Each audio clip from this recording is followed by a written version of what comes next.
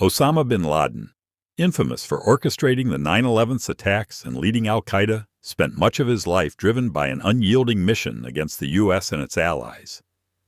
But what fueled his radical hatred?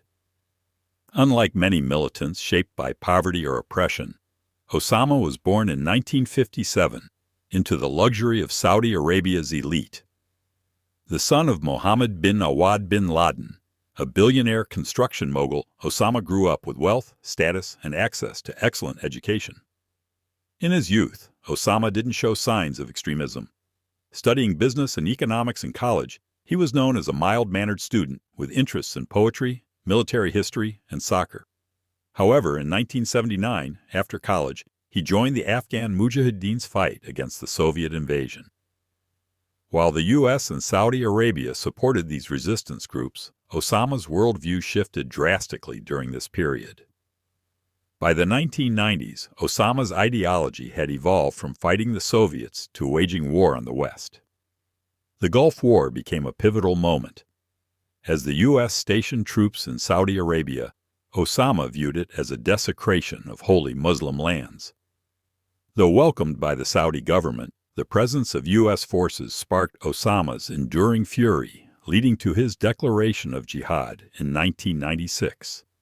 He accused the U.S. of invading and plundering Saudi Arabia, using its presence to threaten the Muslim world, and even being dangerously close to the sacred cities of Mecca and Medina. Osama's grievances also included the suffering of Muslims globally.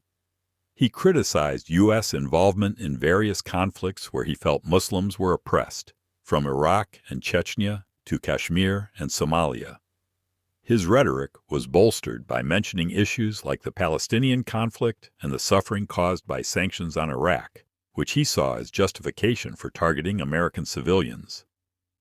Yet some of these grievances seemed more like propaganda meant to rally support than deep-seated beliefs, as many conflicts he cited involved limited U.S. involvement.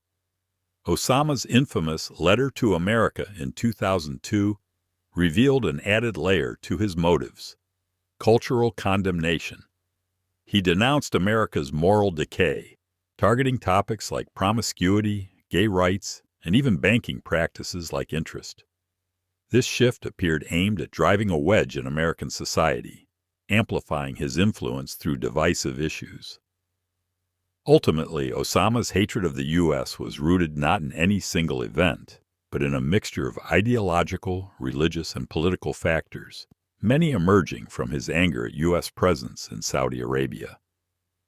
His transformation from privileged Saudi businessman's son to the world's most wanted terrorist remains a chilling study in radicalization, propaganda, and the power of perceived grievances on the global stage.